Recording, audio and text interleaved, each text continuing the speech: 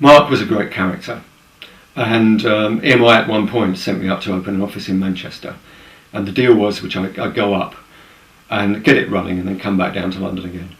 And I ended up staying in Manchester for 18 months, which is great because it got me into the housing market, which is very hard to crack in those days, similar to what it is now, but it was hard then.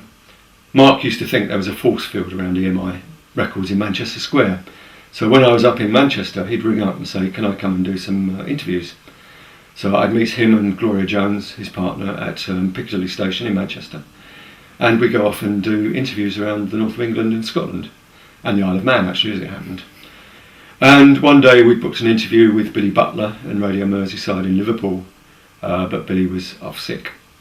So normally when that happened, you'd be turned away, but he'd arranged a dep, somebody to step in and do the interview on his behalf so he could still use it. And when this young girl came out to meet us, it was pretty obvious she didn't have a clue who Marc was.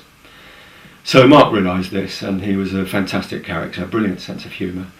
So he turned around and winked at Gloria and myself and went off into the studio. So Gloria said, there's trouble.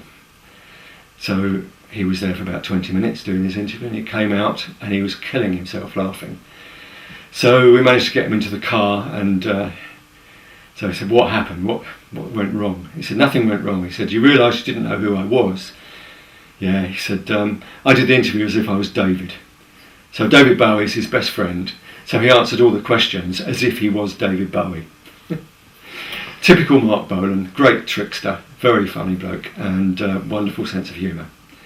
So 20 years later, at the Brit Awards, when David Bowie gets the Outstanding Achievement Award, and he plays 20th Century Boy as a tribute to my friend Marc Bolan.